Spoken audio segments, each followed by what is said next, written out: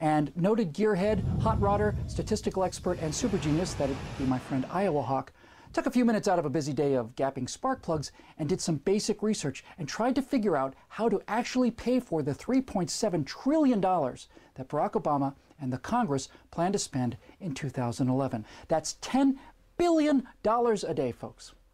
Now, witness the firepower of this fully armed and operational Iowa Hawk.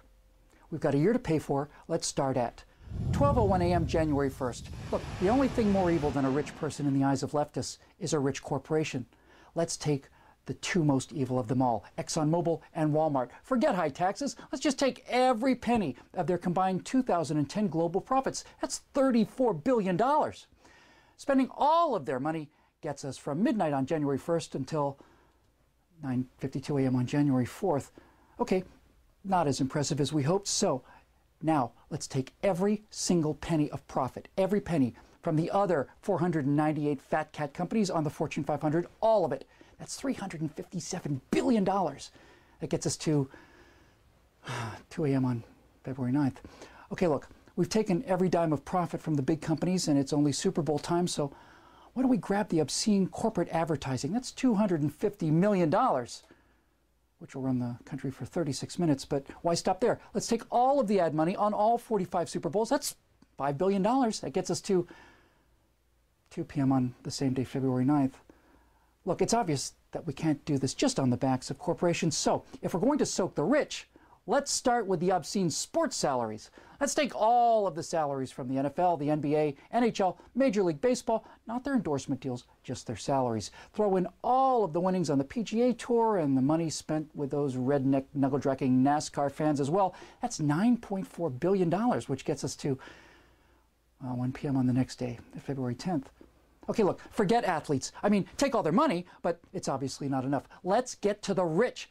Let's take 100% of every penny that anyone makes above $250,000. I can hardly wait. Let's see. The number of U.S. households is 116 million. The percentage of households above 250K in income, I think that's 1.93%. So the number of households above 250K of income is 2,238,800 households.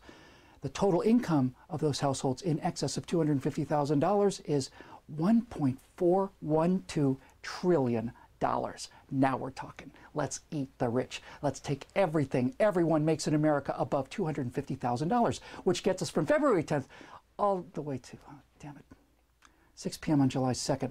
Well, look, obviously, we're going to have to cut some spending. I know. Why don't we just stop paying for the wars in Iraq and Afghanistan? That's where the money for healthcare goes after all, right? Into wars for oil? Not another dime for them. Let's just bring them all home right now. That would save us $105 billion in Afghanistan and $159 billion in Iraq for a total of $264 billion. That's enough savings to cover us until 4 p.m. on July 29th. Hey, that's blockbuster season. We need the money, so screw you, Star Wars. We're going to take every penny in movies, toys, lunchboxes, etc., the whole shebang, $25 billion. That'll knock us all the way down to 4 p.m. on August 1st. Look, God knows that Hollywood has been good to the left, but they're no longer useful idiots. They're just idiots now. So let's evict everyone in Beverly Hills and sell their homes at current market value. 15,000 homes at $2 million per gets us another $30 billion, paying the bills through 4 p.m. on August 4th. Now, this isn't working. Michael Moore assured us that there's plenty of money out there and that it's all tied up in the rich. So, guess what? Liberal billionaires, Warren Buffett and Bill Gates, tough luck for you. $100 billion between you, they accidentally fall down the stairs at a public sector union rally, let's say. And through the inheritance tax, we keep 50% of their loot. That's another $50 billion. That gets us all the way to 4 p.m. on August 9th. All right, look. Let's get serious here. There are 398 more billionaires in America, according to the latest Forbes 400, with a combined total net worth of $1.29 trillion. A few hundred more accidents, let's say, at 50% death tax, kill them all, and take their estate tax. That's another $650 billion. That ain't hay. That gets us to 4 p.m. on October 13th. Still not there. All right, look. Let's forget this namby-pamby 50% nonsense.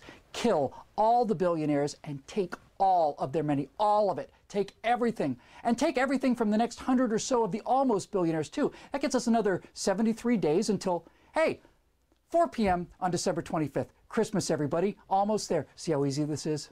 Now remember, this money is for America's poor, so in the spirit of Christmas, let's get rid of all that foreign aid. That saves us $50 billion, getting us to 4 p.m. on December 30th. So near and yet so far. We've still got a day and change to pay for. To cover the remaining $12.5 billion, we're unfortunately going to have to hit every single man, woman, and child in America for $40 each to pay for that final 32 hours, which gets us to 12 a.m., January 1st, 2012. Happy New Year, everybody. And what happens next? You see, we've taken all of the profits, all of the salaries, all of the assets, all of the expenses and revenues and holdings of the rich, and we've liquidated them. President Obama, meanwhile, is proposing we spend another $3.6 trillion in 2012. 1,000 billion of that is more than we take in. And that assumes $2.6 trillion in revenues, but revenues from what?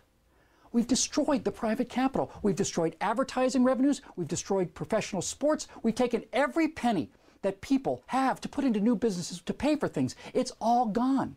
We ate the rich. We ate everything they had. And we scraped through for 1 year. Now what?